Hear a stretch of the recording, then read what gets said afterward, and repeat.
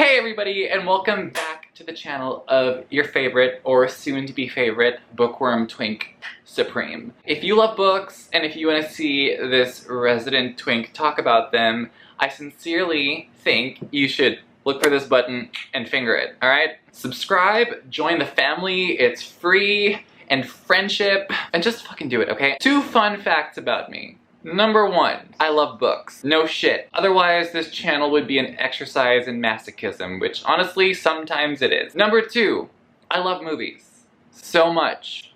Like, a lot. Before this thing that put the whole world on pause happened, I would go to the cinema, like, twice a week sometimes. So I thought I would take these 2 things that I love so much and put them together for a video for you lovely people. This isn't original, so I'm gonna be leaving the original tag down below, but I don't think I've ever seen anybody do one that was specifically horror themed. So perhaps I am kind of not unoriginal today, I don't know.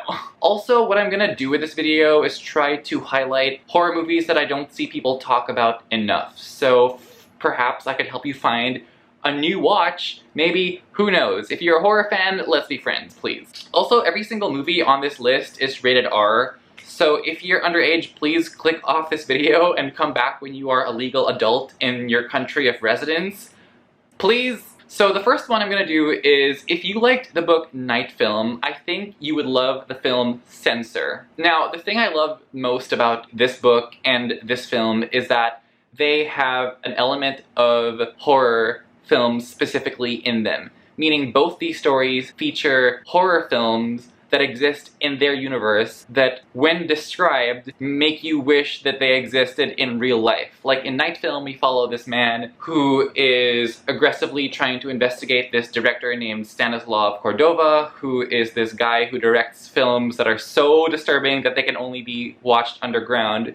And then in Censor, we follow a woman who works in this censoring place where she has to watch all these disturbing movies and decide which parts of them need to be cut out because of censors and stuff like that. And Censor is so good because it takes place in the middle of the whole video nasties fiasco in the UK, so I think this was in the 80s when all these exploitative slasher films were coming out and society was like panicking about what this could do for the children in society and potential influence on real crime and stuff like that. Ugh, good times. Also, both of them follow main characters who slowly go insane over the course of the story because of their obsession with aspects of these disturbing movies. Plot-wise, they're definitely very different, but in terms of themes and vibes, there are a lot of similarities. So if you like one, I'm pretty sure you'd love the other. Number 2, if you liked the book Header, I think you would love the film The Loved Ones. Now these are 2 stories which have plots that, like, if I were to tell you the plot, that would be a spoiler. I suggest going into these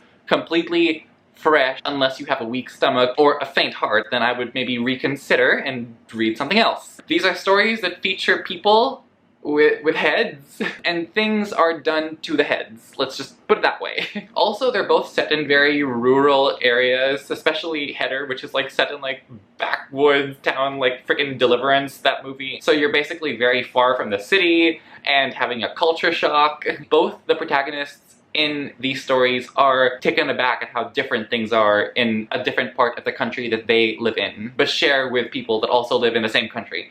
You get it, okay? You get it. They're also both very darkly funny, so you can expect to either feel super repulsed or super guilty for how much you laughed. And I was howling the entire time with both these stories. So next I'm gonna recommend, if you like the book To Be Devoured, I think you would love the film Raw. This book and this film are a punch in the gut. They both follow women who have the proclivity to consume dead meat.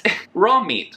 Raw, dead meat. And that is all I will say. That is all I will reveal. They are both a moment and a whole ass vibe, and both very feminist, and both use very disgusting and gruesome and gory things as allegories for dark themes and mental health and burgeoning female sexuality, for Raw at least. Good stuff. Also, both of these were written by women, so there is a very feminine lens by which this gruesomeness is presented, and it's so good and so nuanced, and I just loved it so much. And Raw was also directed by the same woman who wrote it, so good stuff. Number 4, oh my gosh. If you liked the book Survivor, I think you would...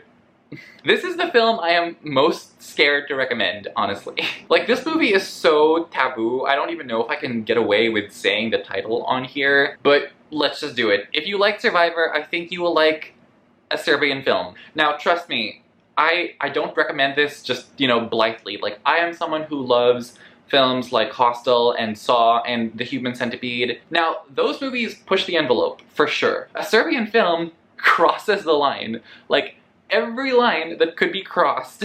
This movie crosses without shame and without any regard for human norms, and both these stories are actually about snuff films. For those of you who don't know what that is and are too scared to Google, it's basically this like super hardcore porn film that has violence and you end up killing someone for real. So they're illegal. Now that I think about it, these two stories are very, very similar. Like, there is so much overlap between them. They both have a midway plot twist. They both have reveals where people who you thought you could trust end up being evil. And they both follow really strong main characters who are basically in over their heads in a world like this. So if you think you can handle this, I mean, go for it. And let me know if you were able to last through the entire thing without vomiting. And apologies in advance if you do. Okay, so next. And this isn't a book, but this is a manhwa. If you liked Killing Stalking, and I loved Killing Stalking, you are gonna probably like the film Berlin Syndrome, which is from the director, by the way, of Black Widow, which came out pretty recently, actually. So Killing Stalking is this manhwa where we basically follow these two men,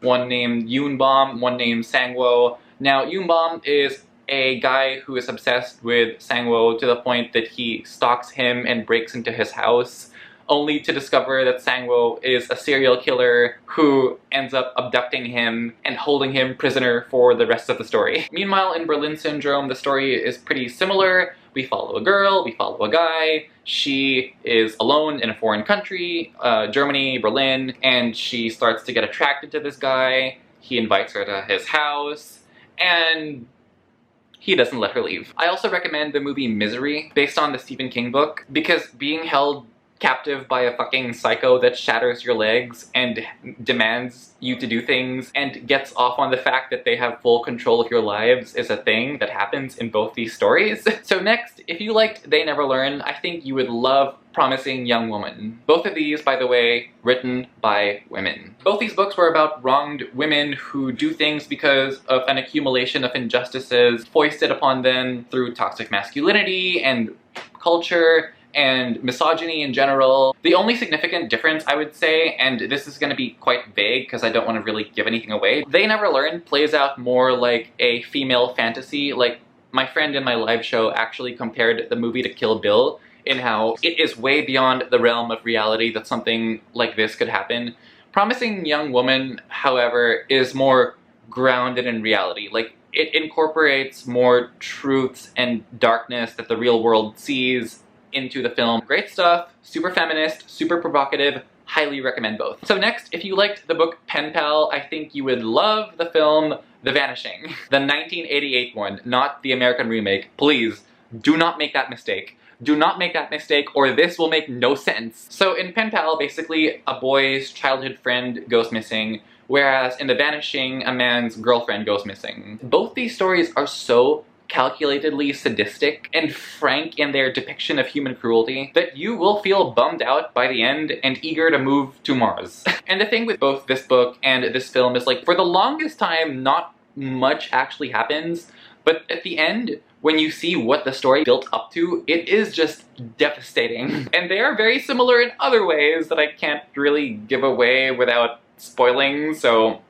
just take my word for it. Needless to say, both are fantastic, but you will probably feel very awful afterwards. So next one is, and this is the one I'm most excited about because these two are like the most similar. One could probably be an accidental adaptation, movie adaptation, novelization adaptation of the other. Like, they are just that the same. Not like completely 100% the same, but you will get the vibes. If you liked the book Near the Bone, you will love, I guarantee, you will love the film Hunter x Hunter. They are both super dark, super gritty, very scary, and very similar in terms of theme and execution and outcome. In Near the Bone, we follow a woman and her older husband who are trying to hunt this thing on the mountain they live in, which they suspect is a cryptid, you know, like a Bigfoot. And then in Hunter x Hunter, we follow a man, and he has a wife and a daughter. They live in like this very, very rural area with only like one police station with like 2 cops. And the husband is trying to hunt this wolf that has been killing things in a way that wolves normally don't kill. And both these stories have so much more going on beyond their individual premises that you will just have to trust me, take my word for it, go in, have a blast, enjoy. And both of them have endings that are just scorchers. Anyway, that's gonna do it for now. Be sure to like, be sure to comment, be sure to subscribe, of course. And while you're down there, maybe in the comments section, you perv, hit that bell to be notified of future uploads. My leg's falling asleep. Oh shit! My pins and needles. Thank you so much for watching. I hope to see you in future videos, but until then, take care.